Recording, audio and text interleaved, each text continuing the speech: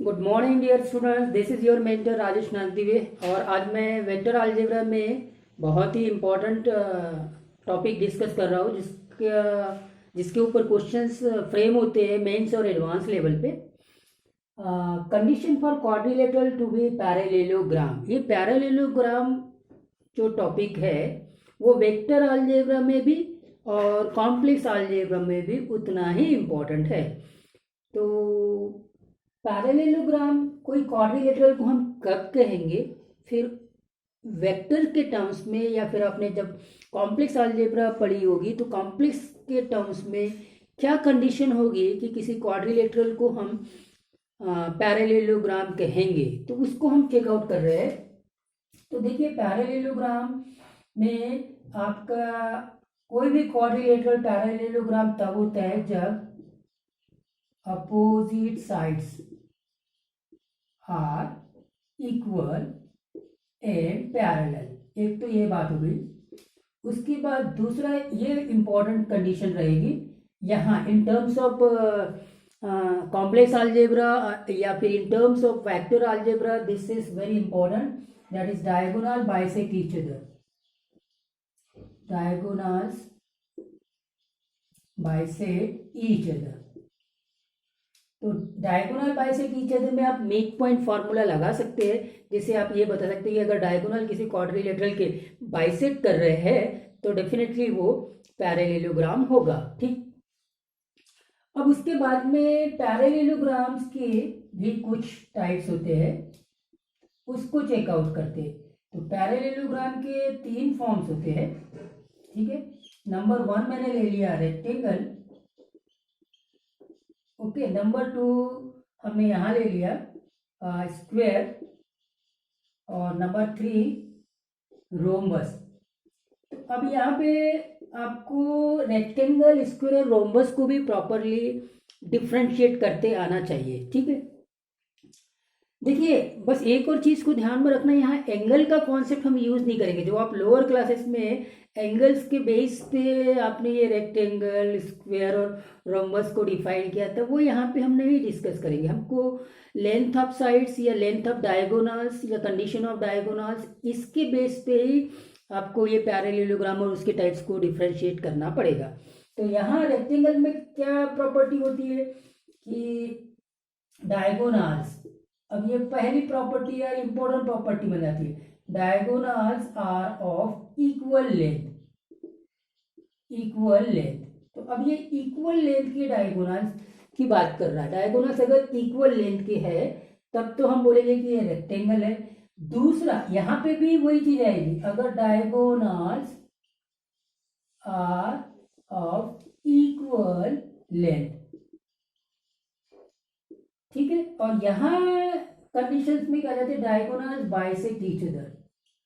Diagonal bisect are perpendicular, sorry perpendicular to each other. ये diagonals यहाँ पे perpendicular होते हैं, और यहाँ दोनों केसेस में देखा मैंने, रेक्टेंगल और स्क्वायर में diagonals are of equal length. अगर इक्वल लेंथ के डायगोनल्स है तो वो या तो रेक्टेंगल होगा या स्क्वायर होगा। अगर डायगोनल्स परपेंडिकुलर हो गए तो वो आपका स्ट्रेट फॉरवर्ड रोम्बस हो गया। पहली कंडीशन तो ये होनी चाहिए कि डायगोनल बाइसेक्ट ईच अदर, तो वो पैरेललोग्राम है। Diagonal bisect each other parallelogram है, मतलब डायगोनल यहाँ पे भी बाइसेक्ट कर रहा है, डायगोनल यहाँ पे भी बाइसेक्ट कर रहा है, डायगोनल यहाँ पे भी बाइसेक्ट कर रहा है।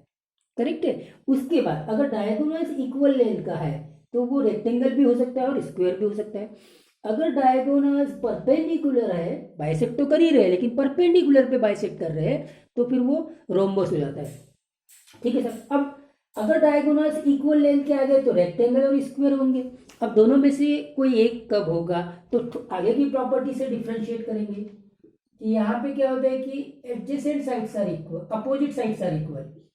यहाँ अपोजिट साइड्स आर इक्वल, और यहाँ क्या होता है, यहाँ adjacent sides are equal. Adjacent sides are equal. ठीक है, ये बात। तो यहाँ पे क्या हो गया कि एडजेसेंट साइड्स मतलब ऑल साइड्स इक्वल। तो फिर ये कंडीशन कब चेक करेंगे, जब डायगोनल्स की कंडीशंस को अप्लाई कर दिया है उसके बाद में, कि diagonals are of equal length, तो वो या तो रेक्टेंगल होगा या तो स्क्वायर होगा। पहली कंडीशन तो वो पैरेललोग्राम की डायगोनल्स की हमने चेकआउट कर लिया है कि diagonals bisect each other, correct, diagonal अब बाइसेक्ट ईच अदर हो चुका है तो पैरेललोग्राम है। और फिर दूसरी condition diagonals are of equal length है, तो फिर अब ये रेक्टेंगल भी हो सकता है या फिर स्क्वायर भी हो सकता है। फिर उसके बाद में या तो ये रेक्टेंगल है कि स्क्वायर है, के लिए फिर साइड्स में आना पड़ेगा। Opposite sides are equal and adjacent sides are equal. अगर एडजेसेंट साइड्स इक्वल है तो स्क्वायर हो जाएगा, सिंपली अपोजिट साइड्स इक्वल है तो वो रेक्टेंगल हो जाएगा। और यहाँ तो मैंने आपको बोल ही दिया है कि diagonals perpendicular to each other, तो स्ट्रेट फॉरवर्ड ये रोम्बस हो जाएगा। दूसरी कंडीशन इसकी यहाँ पे ये भी चेक करने की जरूरत नहीं है, एडजेसेंट साइड्स आर इक्वल। अगर आप यहाँ पे प्रॉब्लम आ जाती थी, अगर आप जैसे चलते पहले साइड्स की लेंथ को चेकआउट कर रहे, पहले साइड्स की लेंथ को चेकआउट नहीं करना, जैसे अभी एडजेसेंट साइड्स इक्वल हो गए तो या तो स्क्वायर होता या तो रोम्बस हो जाता, करेक्ट है, तो फिर डायगोनल्स को चेक करते। तो यहाँ हमको क्या करना है, फोकस करना है डायगोनल्स के ऊपर। अगर आपने डायगोनल्स देखिए क्या होता है कि आप जब लोअर क्लासेस में रेक्टेंगल, स्क्वायर और रोम्बस और पैरेललोग्राम पढ़ा था तो आपने वो एंगल्स और लेंथ ऑफ साइड्स के ऊपर ज़्यादा फोकस किया था, डायगोनल्स के ऊपर फोकस बिल्कुल नहीं किया था। अब आप उसी कॉन्सेप्ट को बेस बनाकर अगर इस IIT JEE के मेंस और एडवांस लेवल के प्रॉब्लम्स को आप सॉल्व करने की कोशिश करेंगे तो आप कभी भी राइट कंक्लूजन पे नहीं आ सकेंगे इन वेक्टर अलजेब्रा और इवन इन कॉम्प्लेक्स अलजेब्रा। तो अब आपको क्या करना पड़ेगा, फोकस करना पड़ेगा डायगोनल्स के ऊपर। अगर आपने डायगोनल्स के ऊपर फोकस कर लिया, साइड्स के ऊपर से भी आप कंक्लूजन में पहुंच सकते हैं, लेकिन रॉन्ग कंक्लूजन भी हो सकता है और लेंदी होगा। सबसे इंपॉर्टेंट पॉइंट लेंदी होगा। और डायगोनल्स के ऊपर अगर आप फोकस करेंगे ना तो आप बहुत क्विकली इन प्रॉब्लम्स को करेक्टली सॉल्व कर लेंगे। वो मैं आपको कैसे करना है अभी एग्जांपल्स के थ्रू डिस्कस करूंगा। तो अब आपने देखा कि यहाँ डायगोनल्स के ऊपर ज़्यादा फोकस करना है, डायगोनल बाइसेक्ट कर रहे हैं ईच अदर तो पैरेललोग्राम होगा, डायगोनल्स इक्वल लेंथ के होंगे तो रेक्टेंगल और स्क्वायर, और डायगोनल्स परपेंडिकुलर है तो फिर वो आपका रोम्बस हो गया। तो स्टूडेंट्स अब स्टार्ट करते प्रॉब्लम से, ठीक है। और ये फर्स्ट प्रॉब्लम्स को चेकआउट करिए। इसमें क्या दिया हुआ है, consider the point ABCD with position vector, ठीक है। अब वो ABCD एक कोऑर्डिनेटर आपने ये बना लिया, ये ABCD एक ही ऑर्डर में लीजिए ABCD, और इनके पोजीशन वेक्टर दिए तो ये 7i - 4j + 7a है, तो इसका मतलब इसको ऐसे लिखो 7 - 4 7। आप टाइम सेव कर सकते हैं। B को क्या लिखेंगे 1 - 6 और 10। C को आप क्या लिखेंगे -1 - 3 एंड 4। और D को आप क्या लिखेंगे, D is 5 - 1 and 5. So in that way you can write the coordinate of the points A, B, C and D. Okay, क्योंकि ये पोजीशन वेक्टर दिए हुए, करेक्ट, फाइन। अब ये ABCD एक क्वाड्रिलेटरल है, तो अब हमको बताना है कि ये ABCD is a rectangle, square, rhombus, none. अब आ गए उस सिचुएशन में कि ये स्क्वायर होगा, रोम्बस होगा और रेक्टेंगल होगा। तो अगर आप लेंथ ऑफ साइड से गए तो स्टूडेंट्स आप तो कंक्लूजन पे पहुंच सकते हैं, लेकिन हो सकता है वो कंक्लूजन रॉन्ग भी हो। अगर करेक्ट कंक्लूजन पे पहुंचे तो बहुत लेंदी होगा। तो जैसा मैंने आपको बोला था, इन सब प्रॉब्लम में आपको स्मार्ट टेक्निक लगानी है, डायगोनल्स के ऊपर फोकस करिए। तो डायगोनल्स को देखते हैं। डायगोनल्स ये हो गया, बाइसेक्ट कर रहे हैं क्या, पहले ये देखते हैं। तो मिड पॉइंट ऑफ AC बहुत आसानी से आप निकाल सकते हैं। 7 - 1 मतलब 6/2 मतलब 3, करेक्ट। उसके बाद में -7/2, ठीक है, -4 - 3। अब आते 7 + 4 कितना हुआ 11/2। तो ये हो गया इसका मिड पॉइंट AC डायगोनल से। अब यहाँ पे आते इसमें मिड पॉइंट निकालते, तो यहाँ मिड पॉइंट आएगा 1 + 5, बोलो कितना, मिड पॉइंट ऑफ BD, इसकी बात चल रही है, मिड पॉइंट ऑफ BD निकाल रहे, फाइन। चेकआउट करिए 1 + 5 कितना हुआ 6, तो ये तो 3 आ गया, यहाँ पे भी 3 था, यहाँ पे भी 3 आ गया, करेक्ट। फिर आते -1 - 6, तो ये -7/2, ये भी ठीक है, ये भी अभी तक के दोनों एक्स कोऑर्डिनेट और वाई कोऑर्डिनेट डायगोनल्स का जो मिड पॉइंट्स ले रहे हैं AC का और BD का सेम आ गए। अब अगर ये Z कोऑर्डिनेट भी सेम आ जाता है तो डायगोनल्स बाइसेक्ट कर रहे हैं। अब Z कोऑर्डिनेट में आते हैं, ये है 5 और ये है 10 और 5 कितना हुआ 15/2। तो अब आप देखेंगे कि ये 11/2 था और ये 15/2 है, मतलब इसका Z कोऑर्डिनेट सेम नहीं है, तो डायगोनल बाइसेक्ट नहीं कर रहे, तो डायगोनल बाइसेक्ट नहीं कर रहे, नॉट बाइसेक्टिंग। अगर डायगोनल बाइसेक्ट नहीं करते हैं तो नॉट पैरेललोग्राम, ये क्वाड्रिलेटरल पैरेललोग्राम तो नहीं होगा। बस हो गया काम। अगर ये पैरेललोग्राम नहीं है तो ये भी नहीं होगा, ये भी नहीं होगा और ये भी नहीं होगा, इसलिए ऑप्शन नन। और अगर आप ये रेक्टेंगुलर, स्क्वायर और रोम्बस को चेक करने जाते ना, तो चेक करने में आप कितना टाइम लगा देते और फिर भी आप प्रॉपर कंक्लूजन पे, राइट कंक्लूजन पे नहीं पहुंच पाते। इसीलिए डायगोनल्स को चेकआउट करिए और आप ऐसे प्रॉब्लम्स को बहुत आसानी से सॉल्व कर सकते हैं। Correct. Come to the second problem. अब ये मेंस लेवल का क्वेश्चन देखते हैं। 2019 मेंस में आया है और उसके बाद में मैं 2012 एडवांस का क्वेश्चन कराऊंगा इसी कॉन्सेप्ट में। Correct, fine. तो स्टूडेंट्स अब इसको देखिए, ABDC, पहले यहाँ थोड़ा ध्यान देना, ABDC ऑर्डर में जब आप लेंगे तो कोऑर्डिनेटर ऐसे बनाइए, कैसे? अगर ये A है, ये B है, तो अब ये C नहीं, यहाँ दिया ABDC, तो ये D। तो पहला आपको उसने इसमें पकड़ लिया कि आप जल्दी जल्दी में आप ABCD लिखेंगे, जबकि ये ABDC है। करेक्ट, एक तो ये पॉइंट, ठीक है साहब। ABDC is a parallelogram with the position vector of the point A, B और C। इसीलिए मैंने बोला था कि यहाँ पे आपको देखना जा रहा है कि आप कितने केयरफुली क्वेश्चंस को रीड आउट करते हैं। तो A के पोजीशन वेक्टर 1,2 है, ठीक है, 1,2, B के 3,4 और ये जो पोजीशन वेक्टर है वो C का है, C यहाँ पर है, C 2,5। करेक्ट, ये बात हो गई। So then find the equation of AD। Equation of AD निकालना है, ठीक है सर। इक्वेशन ऑफ AD में A के कोऑर्डिनेट दिए हुए 1,2 और ये दिया हुआ है कि ये पैरेललोग्राम है, ये पैरेललोग्राम है। तो अब ये पैरेललोग्राम है, चलिए इसके पहले कोऑर्डिनेट को मान लिया मैंने x, y। तो पैरेललोग्राम होने से ये जो मिड पॉइंट दोनों साइड से आएगा उसके कोऑर्डिनेट सेम होंगे कि नहीं होंगे? अभी आपने बोला है कि ये पैरेललोग्राम है, पैरेललोग्राम है मतलब डायगोनल बाइसेक्ट करेंगे, डायगोनल बाइसेक्ट करेंगे। तो अब ये जो मिड पॉइंट इस डायगोनल का होगा और यही मिड पॉइंट इस डायगोनल का होगा। चलिए ये मिड पॉइंट यहां से हो जाएगा x+1, ठीक है, x+1 divided by 2 equal to, इधर से x कोऑर्डिनेट ले लीजिए, इधर से x कोऑर्डिनेट लेंगे तो कितना देगा ये? हाँ, 3+2 मतलब 5/2 और दूसरा यहां से 2+y divided by 2 equal to 2+y divided by 2 equal to यहां से आ जाएगा 9/2। तो डियर स्टूडेंट, स्ट्रेट फॉरवर्ड आप x और y को निकाल सकते हैं। यहां से x मिल जाएगा 4 और यहां से आपका y मिल जाएगा 7। तो अब आप देखेंगे इसके कोऑर्डिनेट मिल गए, ये बन गया 4,7। Straight forward now you can find out the equation of AD by using the slope point form. तो स्लोप निकाल लेते हैं, slope of AD y2 minus y1 divided by x2 minus y1।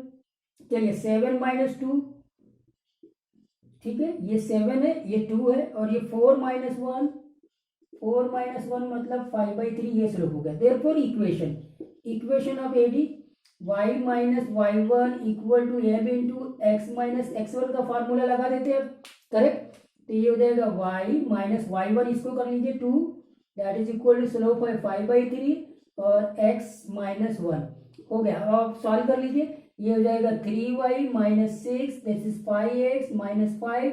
तो फाइनली आपका 5x इधर को कर दीजिए माइनस 3y और ये -6 इधर आ जाएगा तो +6 बनेगा, तो +1 इक्वल टू 0। ये इक्वेशन आया आपका 5x minus 3y plus 1, correct, equal to 0, equation of AD. So as you can see that this problem we have solved very easily and quickly by using the concept that in the parallelogram diagonal bisect each other. As it is given that this ABDC is a parallelogram, so therefore diagonal has to bisect. Already the 3 vertices are given. We have to find out the 4th vertices. That can be find out by using that concept that the diagonal bisect each other. And once you know the coordinate of this 4th vertex, you can find out the equation of AD by using the point and slope form. Correct? I hope that ये problem आप लोगों को समझ में आया होगा. 2019 mains का था. चलिए एडवांस का प्रॉब्लम्स को चेकआउट करते हैं. तो स्टूडेंट्स अब ये है गया हमारा 2012 एडवांस का problem. Let P Q R S be the points on the plane with the position vector -2i - j, 4i, 3i + 3j and -3i + 2j respectively. Then the quadrilateral PQRS must be a option A, parallelogram which is neither a rhombus nor a rectangle. ठीक है, parallelogram which is neither a rhombus nor a rectangle. ठीक है, उसके बाद square, rectangle but not square, rhombus but not square. इसके option देखिए आप. इसके ऑप्शंस को देखने के बाद में बहुत सारे लोग इसमें कंफ्यूज हो जाएंगे और इस प्रॉब्लम्स को प्रॉपरली सॉल्व नहीं कर पाएंगे. तो P Q R S be the points. चलिए पहले एक काम कर लो, ये पी, ये क्यू, ये आर और ये एस. अब इसके कोऑर्डिनेट लिख दो. ये पी के कोऑर्डिनेट हो गए मतलब -2, -1. क्यू के कोऑर्डिनेट क्या होंगे 4, 0. हम 2D में बात कर रहे हैं, z कोऑर्डिनेट नहीं आ रहा है. r के कोऑर्डिनेट 3, 3 और z P Q R S. S के कोऑर्डिनेट क्या होंगे बोलो. एस के कोऑर्डिनेट होंगे -3, 2. ठीक है साहब. तो आपको सिंस ये क्वाड्रिलेटरल है तो पैरेललोग्राम की बात कर रहे हैं. यहाँ पे भी पैरेललोग्राम, ये रेक्टेंगल और ये स्क्वायर, रोम्बस, ये सब पैरेललोग्राम है. तो पहले तो ये देख लो कि ये क्वाड्रिलेटरल पैरेललोग्राम है कि नहीं है. ठीक है साहब. तो अब आप क्या करेंगे, इसके मिड पॉइंट्स को चेकआउट करेंगे. पी आर का मिड पॉइंट बोलो. पी आर का मिड पॉइंट क्या होगा -3, -2 + 3 मतलब 1/2 यहाँ से आ गया. और फिर यहाँ से 3 - 1 मतलब 2/2 मतलब 1. ये एक साइड से मिड पॉइंट आ गया. और दूसरे तरफ से देखते हैं, ये 4 - 3 मतलब फिर से 1/2 और फिर ये 2 + 0/2 मतलब वापस से 1. तो देखो दोनों साइड से मिड पॉइंट सेम आ गया डायगोनल के, मतलब डायगोनल बाइसेक्ट कर रहे हैं. इसका मतलब ये पैरेललोग्राम तो है. तो ये पैरेललोग्राम हो गया. ये हमें मालूम हो गया कि दिस इज पैरेललोग्राम. अब ये वाला ऑप्शन हो सकता है which is neither a rhombus nor a rectangle. ठीक है. अब हमको वो स्क्वायर और रेक्टेंगल और रोम्बस की कंडीशंस को लगानी है. तो रोम्बस, स्क्वायर, रेक्टेंगल की कंडीशंस को लगाने के लिए मैंने बोला था डायगोनल के ऊपर आप कंसंट्रेट करिए. तो डायगोनल्स निकालते हैं. तो पहले आते हैं पी आर. चलिए साहब, पी आर ये डायगोनल आपका क्या होगा. पी आर 3 में से ये 2 गया तो 5i हो जाएगा. ठीक है. पी आर निकालना है तो 3 - -2. ठीक है. ओके. फिर 3 - मतलब 4j. ये तो पी आर वेक्टर हो गया. ठीक है. ओके. पी आर के बाद में अब मैं क्यू एस वेक्टर पे आता हूँ. तो क्यू एस वेक्टर. ठीक है. क्यू एस वेक्टर मतलब -3 - 4 मतलब -7i. ठीक है.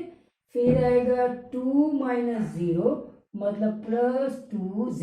ये पी आर वेक्टर और क्यू एस वेक्टर मैंने निकाले. 5i + 4j और दूसरा आया -7i +2j. अब इसमें क्या है, अपने एस क्यू भी निकाल सकते. क्यू एस की जगह एस क्यू भी निकाला जा सकता है. डायरेक्शंस का ही कमाल होगा. क्योंकि मैं लेंथ में आऊंगा तो एस क्यू वेक्टर हो चाहे क्यू एस वेक्टर हो, खाली डायरेक्शन डिफरेंट है लेकिन मैग्नीट्यूड सेम होगा. तो यहाँ कोई इशू नहीं है. आप पी आर ले रहे हैं या आरपी ले रहे हैं, बस ये है कि पी आर वेक्टर लेंगे तो ये 5 + 4j हो जाएगा और इसको डायरेक्शन आरपी कर देंगे तो ये माइनस में आ जाएंगे सब. Got the point. वहाँ कोई कंफ्यूजन नहीं होना चाहिए. ठीक है ना। अब ये डायगोनल्स हो गए, तो क्या diagonals are of equal length है, इसको चेकआउट करते हैं। तो यहां से इसका मैग्नीट्यूड पी आर का 25 प्लस 16 मतलब square root of 41, square root of 41 if I am not wrong, 11 2 and 3 and 4, yes square root of 41। और यहां से आ गए, अगर आप इसकी डायगोनल की बात, लेंथ की बात करें, तो यहां आ जाएगा 49 प्लस 4 मतलब square root of 53, isn't it.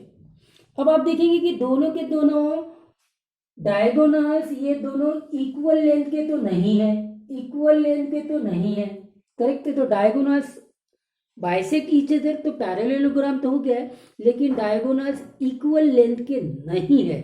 अगर इक्वल लेंथ के नहीं है तो not square and not rectangle, तो ये तो रेक्टेंगल भी नहीं है और स्क्वायर भी नहीं है, तो ये ऑप्शन तो हट गया, स्क्वायर नहीं हो सकता, रेक्टेंगल भी नहीं हो सकता, तो ये दोनों बातें हट गई, रेक्टेंगल भी नहीं है और स्क्वायर भी नहीं है। तो अब आपका ऑप्शन ए और ऑप्शन डी में चेकआउट करना पड़ेगा। तो ठीक है साहब, अब रोम्बस की बात करेंगे। तो रोम्बस के आने के लिए आपके डायगोनल्स को परपेंडिकुलर होना चाहिए, और डायगोनल्स को परपेंडिकुलर निकालना है मतलब डॉट प्रोडक्ट से, तो आप अभी परपेंडिकुलर देख सकते हैं। तो I think that P R dot Q S, ये अब आप सीधा डॉट प्रोडक्ट निकाल लीजिए। तो 5 इंटू -7 प्लस 4 इंटू 2 अगर आप करते हैं तो ये -35 प्लस 8, ये नॉट इक्वल टू 0 है, तो डायगोनल्स परपेंडिकुलर नहीं है, डायगोनल्स आर नॉट परपेंडिकुलर। अगर डायगोनल्स परपेंडिकुलर नहीं है तो इसका मतलब ये रोम्बस भी नहीं है, so it is not a rhombus, ये रोम्बस भी नहीं है भैया,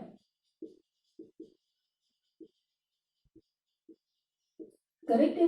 तो इसका मतलब ये ऑप्शन ए करेक्ट है कि ये पैरेललोग्राम है which is neither a rhombus nor a rectangle, correct है, which is neither a rhombus nor a rectangle. Square वाली बात मत करिए क्योंकि every square is a rectangle, हाँ करेक्ट।